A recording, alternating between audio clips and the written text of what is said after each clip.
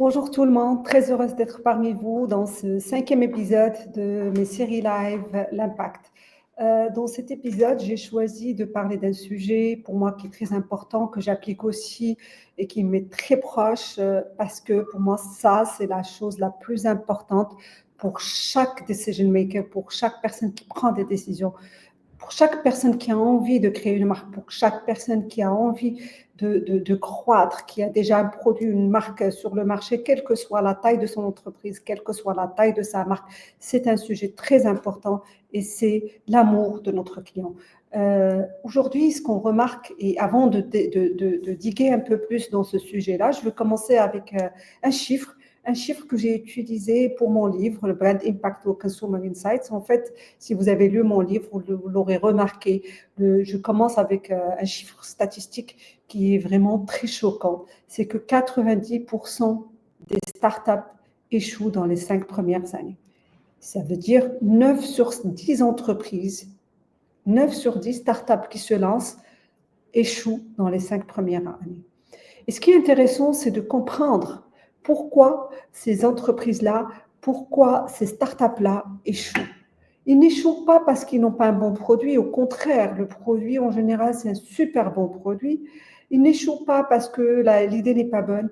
Ils n'échouent pas parce qu'ils n'ont pas de financement.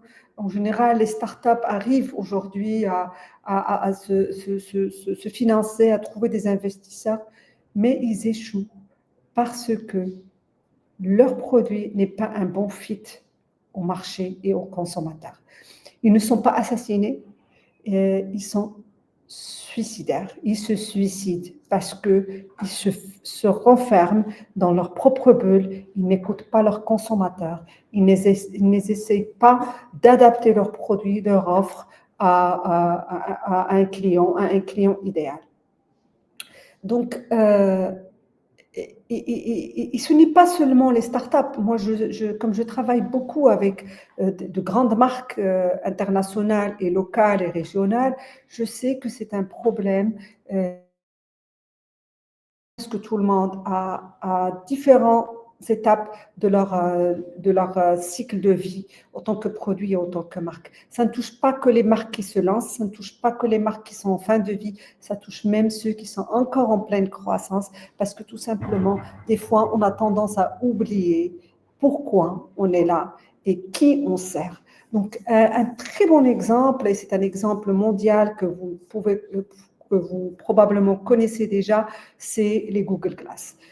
C'est un gadget c'est un gadget raté en fait. Google Glass qui a été lancé en 2012-2013, c'était des lunettes avec une caméra qui était lancée avec une grande ambition, qui a été supportée par quand même Google, c'est une des plus grandes entreprises technologiques.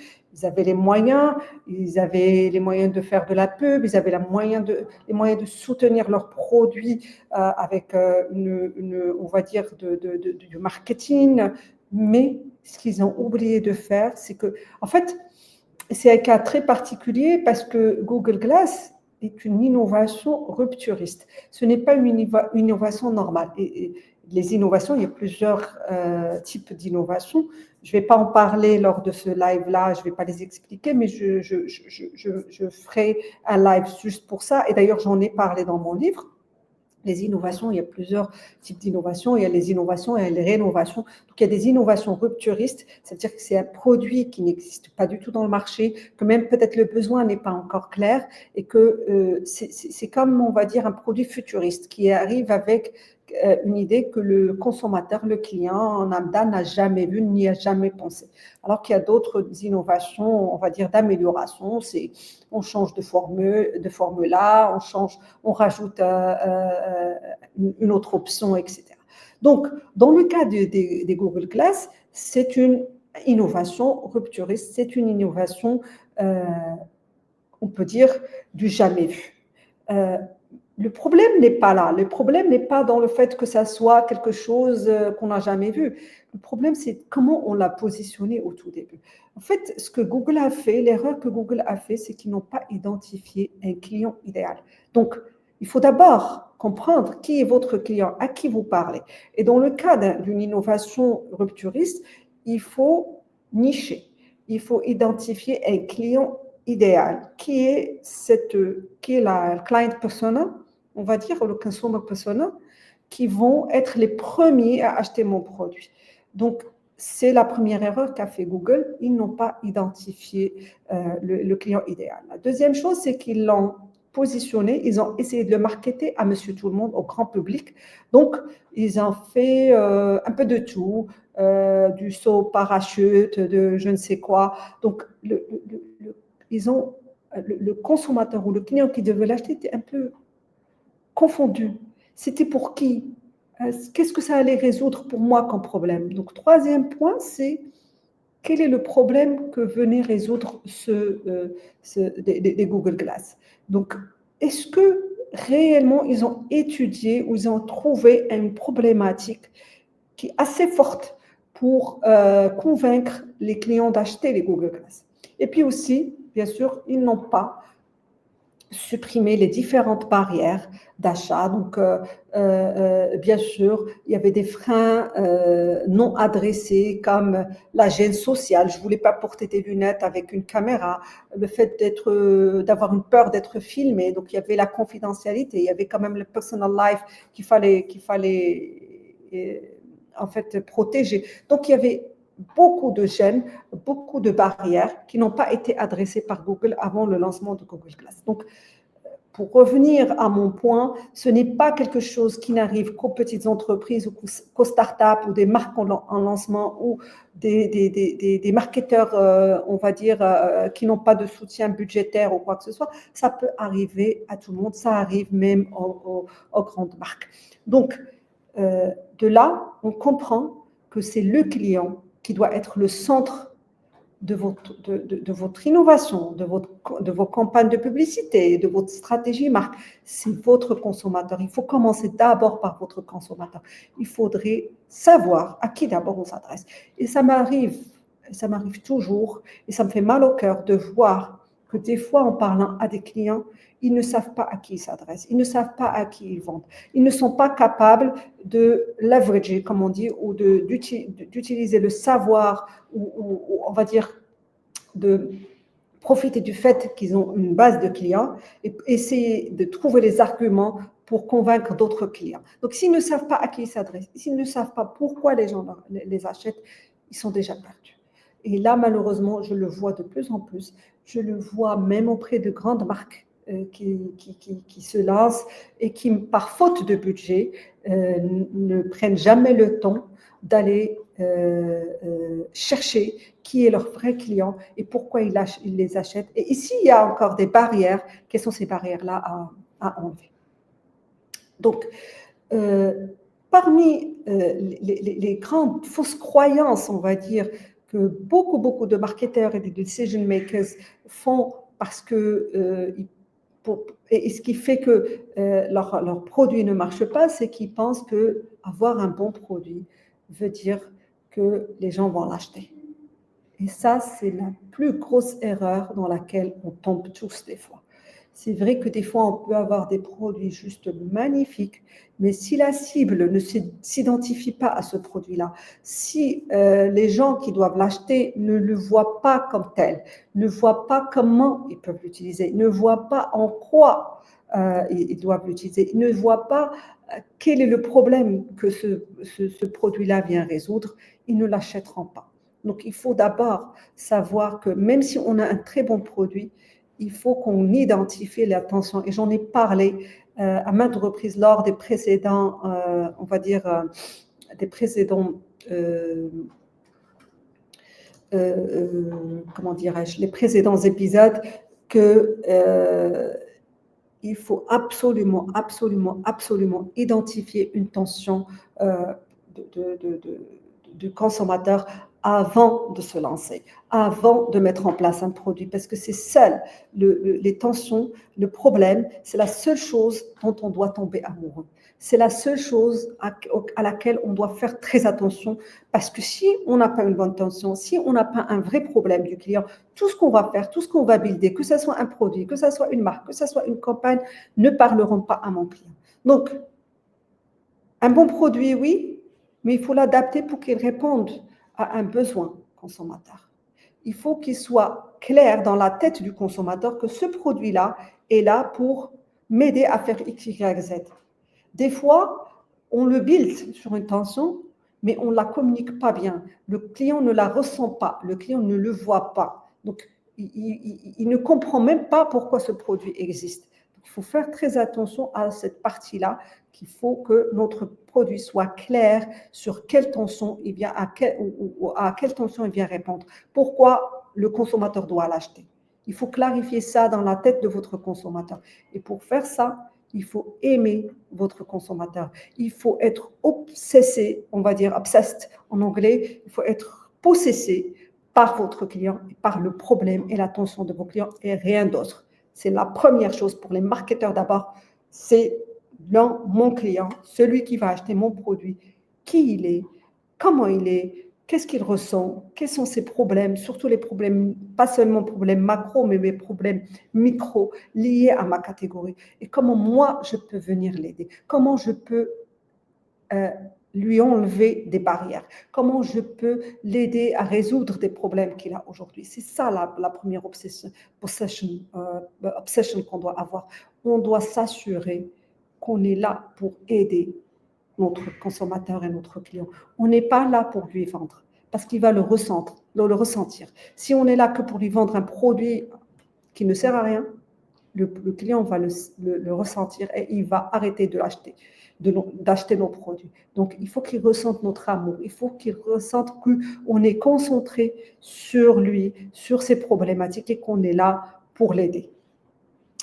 La deuxième chose que je vois aussi assez fréquemment, c'est que beaucoup de mes clients, des decision makers, ils tombent amoureux de leur propre idée. Ils voient que tout le monde en interne adore, par exemple, une campagne. On filme une campagne et tout le monde en interne l'adore parce qu'on est dedans. On est dans la marque. C'est notre bébé. Les produits sont les nôtres. Nous, notre vocation, quand on est dans une entreprise, c'est tous les jours venir pour faire de la croissance à cette marque-là, à cette entreprise-là.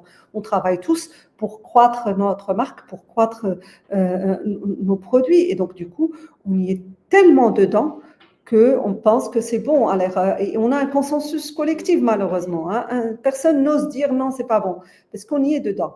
Et donc, et ça arrive beaucoup dans les campagnes publicitaires, c'est que on filme une belle campagne très émotionnelle et on pense que notre client, notre consommateur, lui, va l'aimer. Malheureusement, ce n'est pas toujours le cas. Et d'ailleurs, il n'y a pas très longtemps, on a vécu ça avec un client qui avait filmé une très belle campagne, très émotionnelle. En tout cas, et quand on l'a pré-testé, on s'est rendu compte que ça ne parlait pas aux clients, aux consommateurs. Ça manquait de branding et que le consommateur ne voyait pas pourquoi cette pub en fait. Et donc, du coup, ils ont dû tout refaire, réadapter pour mieux s'aligner aux clients. Mais ce qu'ils auraient dû faire, c'est avant même de mettre en place cette campagne, c'est la base de l'idée de la campagne en elle-même, devrait être basée sur une réponse qui vient du consommateur. Là, je ne dis pas que les idées de campagne et les idées de créativité doivent venir du client. Non, pas du tout. Un client, un consommateur n'est pas là pour vous créer des campagnes ou des idées de campagne. Ce que je dis, c'est que ces idées de campagne doivent plaire à ce consommateur, à ce client. Donc, il faut bien le comprendre, il faut bien le cerner et pour pouvoir sortir avec des idées qui vont lui parler. Et ce que je recommande aussi, c'est de pré-tester les idées avant même de filmer une campagne. Ou au pire, préparer des storyboards ou des animatiques et les pré-tester auprès du client, du consommateur, avant de se lancer dans le film, dans la production du film, qu'on sait tous coûte énormément cher. Donc voilà. Donc ça, c'est une deuxième croyance qu'ont les fausses croyances qu'ont les clients, les décideurs et les marketeurs. La troisième fausse croyance, et ça, je le rencontre aussi surtout avec les marques et les entreprises qui sont déjà établies, c'est qu'ils pensent qu'ils connaissent déjà leurs clients et donc ils n'ont pas besoin de l'étudier. Ils n'ont pas besoin de l'approcher, mais beaucoup nous disaient, écoutez, moi, je suis dans ce business-là depuis des années, ça fait plus de 20 ans que je suis dans ce business-là, ou 30 ans, ou 40 ans, ou 50 ans, je connais super bien mon consommateur, j'ai des remontées terrain de mon commercial. Bon, les remontées terrain du commercial en général sont via les retailers. Je sais que ce qui marche et ce qui ne marche pas, j'ai la data macro, je peux lire les rapports. Et là, encore une fois, c'est une grosse erreur parce que le client, lui, change. Votre client d'aujourd'hui n'est pas celui d'hier et certainement pas celui d'il y a 20 ans et certainement pas celui d'il y a 40 ans. Et un grand exemple de ça, c'est la marque Nokia. En fait, ceux qui connaissent la marque Nokia, vous savez très bien que Nokia, pendant très longtemps, était la marque leader dans les téléphones portables. Et ce qui s'est passé, c'est que Nokia n'a pas pu innover, n'a pas pu se renouveler. Ils se sont basés sur leur acquis. En fait, on connaît notre consommateur, on connaît notre client, on connaît qui nous achète, donc on n'avait pas besoin de renouveler. Alors que Apple, qui serait venu avec un produit un peu différent, touchscreen, etc. C'est la même histoire aussi avec BlackBerry. BlackBerry était la première marque à lancer un smartphone, mais ils étaient obsédés par on va dire, le clavier sur le téléphone. Ils ont refusé l'idée du touchscreen et donc Apple est venu et a lancé des téléphones avec du touchscreen qui ont super bien marché. Apple est une marque qui sait écouter le consommateur, qui sait identifier la vraie problématique du client et qui sait répondre à ses besoins. Donc,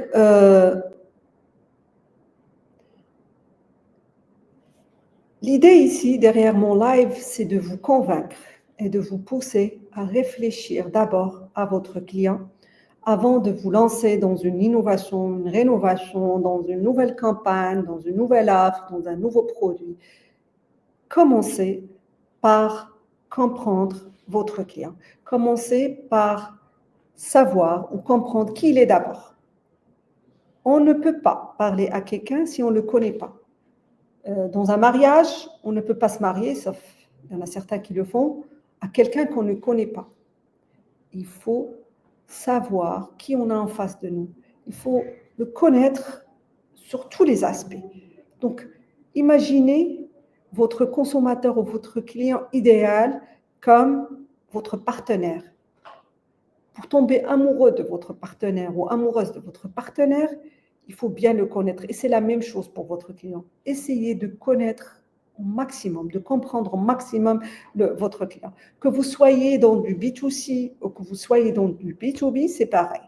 Pour moi, personnellement, je travaille beaucoup avec mes clients et je tiens à les comprendre au maximum. C'est vrai qu'on a beaucoup de clients, mais je tiens quand même à passer du temps au maximum avec mes clients, à discuter avec eux de leurs challenges, de leurs problèmes, au-delà du projet sur lequel on travaille.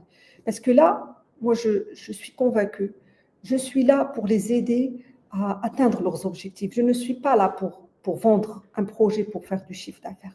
Pour moi, c'est très, très important d'être là pour mon client, pour l'aider à atteindre ses objectifs, que ce soit des objectifs de croissance, que ce soit des objectifs de lancement d'un nouveau produit, que ce soit des objectifs on va dire, de lancement d'une nouvelle campagne ou d'arrêter une décroissance, parce que ça arrive beaucoup. Malheureusement, il y a des marques qui arrivent à un certain pic où ils commencent à s'essouffler et c'est là où on fait appel à des études pour essayer de stopper la décroissance.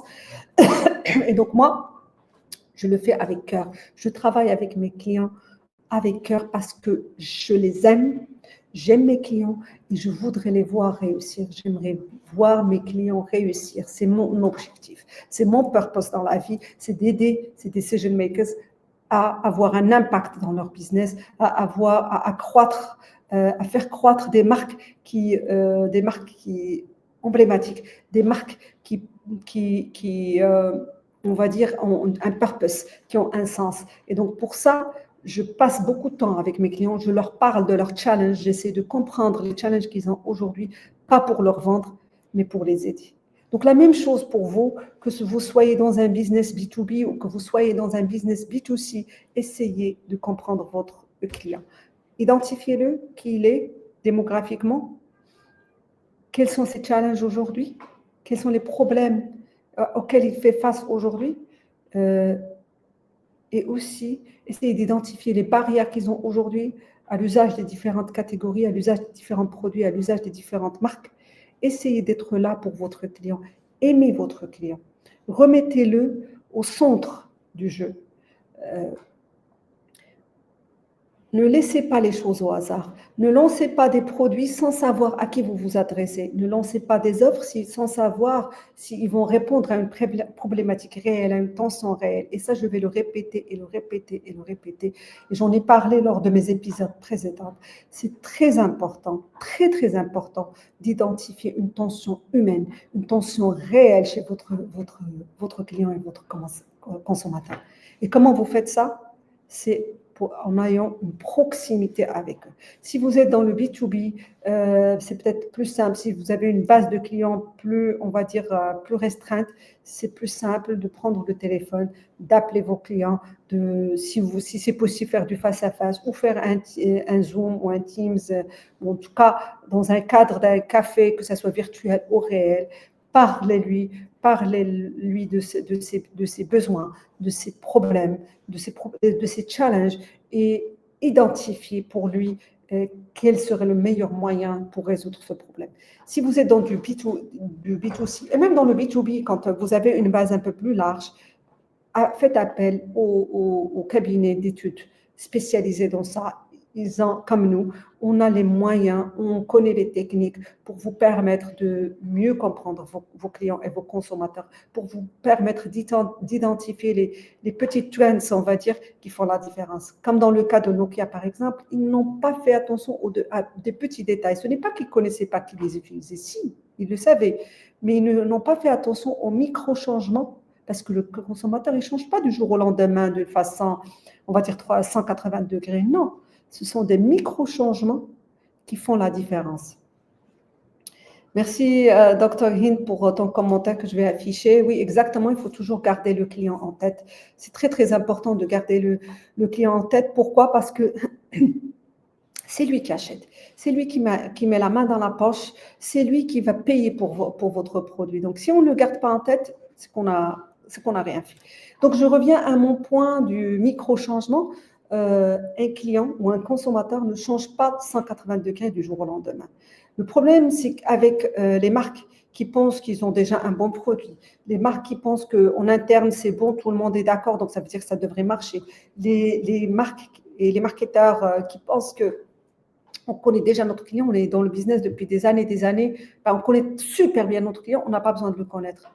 Non, le client change tous les jours. C'est des micro-changements qui vont faire qu'il va laisser tomber votre marque, par exemple, comme le cas de Nokia ou de BlackBerry ou de Blockbuster, si vous connaissez Blockbuster à l'arrivée de Netflix. Donc, il y a beaucoup de marques qui étaient leaders et qui étaient soi-disant proches de leurs clients, de leurs consommateurs, mais qui n'ont pas écouté et n'ont pas vu les micro-changements. Un autre point, c'est qu'il faut aussi être prêt à accepter que peut-être ce qu'on offre aujourd'hui n'est plus adapté au marché. C'est quelque chose que malheureusement beaucoup de marques ne font pas. Beaucoup continuent à se dire non, c'est comme ça qu'il faut, et c'est le cas par exemple de BlackBerry où ils ne voulaient pas changer le clavier par un écran tactile, et au final, ce qui s'est passé, c'est qu'ils ont été dépassés par Apple et ils sont sortis du marché. Alors qu'ils étaient les leaders, ils étaient les premiers à avoir lancé un smartphone. Donc, pour résumer, une chose qui est très, très importante, c'est remettez votre client au cœur de votre décision.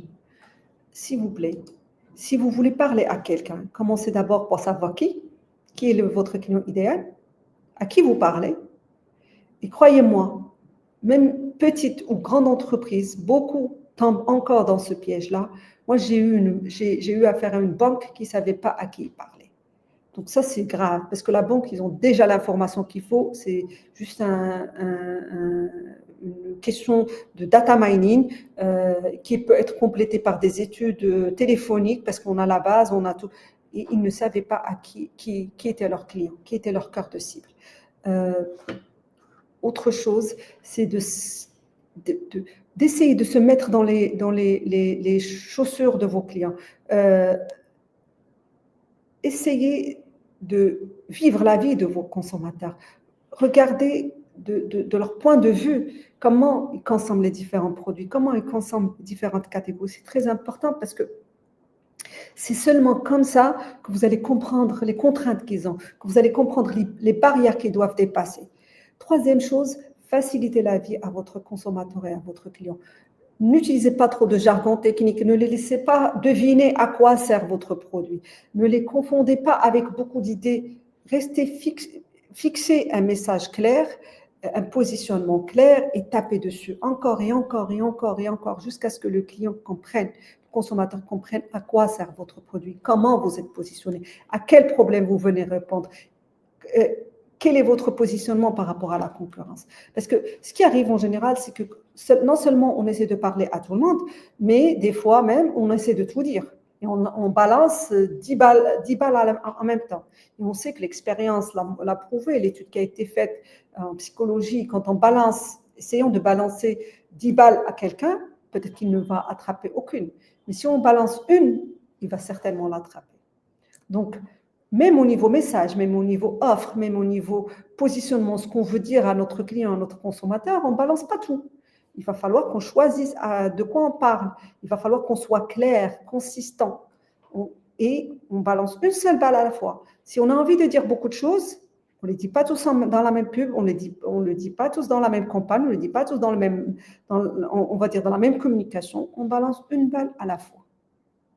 Dans mon live aujourd'hui, ce que je voulais vous dire, comprenez votre client, apprenez à l'aimer, à aimer son problème, à vivre sa vie, à s'approcher au maximum de votre client et de votre consommateur.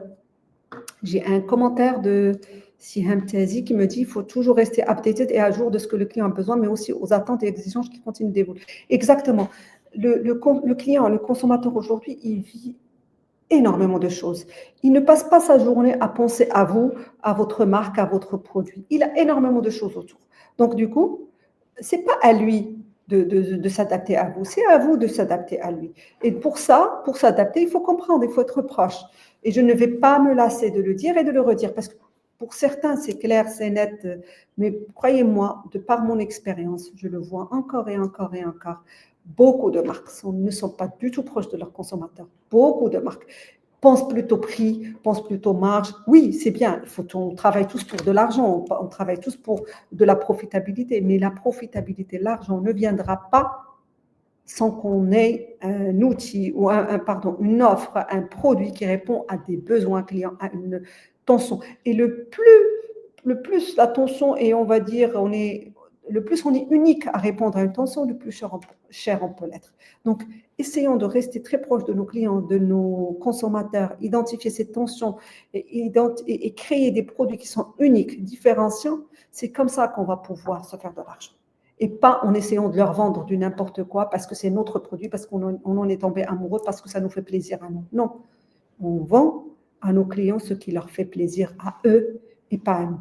Et donc, voilà, pour nous et pour moi, c'est pour ça que à Integrate, on tient vraiment à comprendre nos clients et on aide nos clients à relever des challenges, à croître, etc. Et on le fait parce qu'on les aime, on le fait parce qu'on a un purpose derrière, on les fait parce qu'on veut les aider et pas seulement pour de l'argent.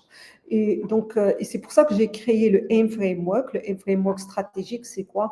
C'est un framework qu'on utilise en tant qu'équipe pour faire de la discovery call. Donc, c'est des techniques bien spécifiques, des questions bien spécifiques qu'on pose à nos clients pour essayer de diguer, d'aller plus loin, au-delà des problèmes de surface, pour comprendre le vrai besoin derrière, pour qu'on vienne répondre à des vrais besoins, à des vrais challenges, pour répondre à des questions business réelles qui vont ajouter de la valeur. Donc voilà, j'arrive à la fin de mon live aujourd'hui. J'étais très heureuse d'être avec vous aujourd'hui. Je sais qu'il y en a beaucoup qui sont en vacances, mais ceux qui ont pu me rejoindre, merci beaucoup d'avoir été avec moi. Ça m'a fait plaisir de vous voir, ça m'a fait plaisir de lire vos commentaires. Je ne les ai pas tous passés, mais sincèrement, ça m'a fait très, très plaisir. Je sais qu'il y en a beaucoup qui sont en vacances, donc ils vont revoir le live. Si ce live-là vous parle, je vous prie de le partager avec les personnes à qui à qui ça pourrait aider. Je suis sûre qu'il y en a beaucoup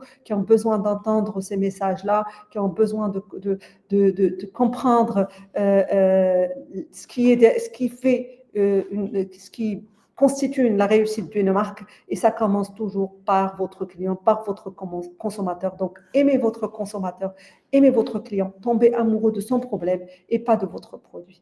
Merci beaucoup et à très bientôt.